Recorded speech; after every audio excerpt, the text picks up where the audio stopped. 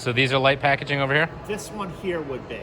Okay. So this would be considered for light packaging because this supports a sheet size of 29 inches by 47 inches. So pretty significant, again, for packaging. But again, the overall concept is the same in terms of you're using the product, Konica Minolta inkjet technology, to put spot UV down on a pre-printed piece of paper, and again, followed by foil as well as the tail end of the application. So again, taking that color image and raising the bar, if you will, and providing added value to it with, again, the spot UV and the foil. And then, of course, on this side of the house, we have essentially the same technology, but applied to a wet. So again, this will do label.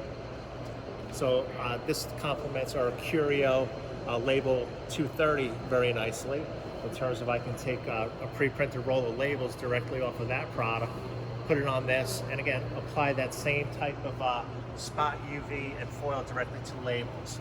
And again, the Evo comes in two sizes. We have the Evo 52 and the Evo 75, which again just supports different paper sizes. So again, depending upon what your needs are from an application perspective, Konica Minolta and MGI have the product for you.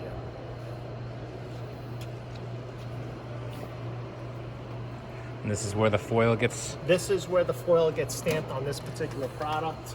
And again, as you can see, it's roll to roll.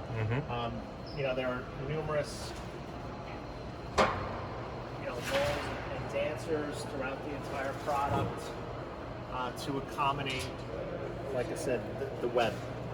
And again, it does go roll to roll. On the tail end of this, we do have a rotary die cut so that you can essentially have the finished product coming right off of this. Wow. And like I said, this is where your foil is applied on the Evo. Like I said, concept is the same, but again, it's just supporting a much larger sheet size. And this has that same ability to bypass and... Exactly, yep, it does. Cool. Very cool.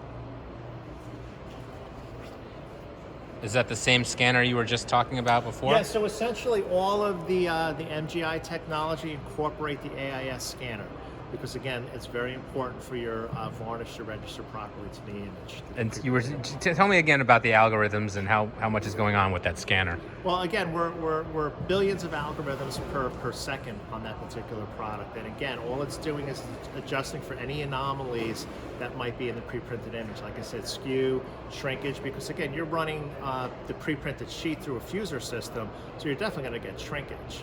But again, we've done tests where we've actually, on the actual margin table, where we've adjusted the paper in a number of different angles, and it corrects on the fly for every single piece of paper as it comes through. So it's that sophisticated. And that's all happening right there. That's all happening right here. That's correct. Cool.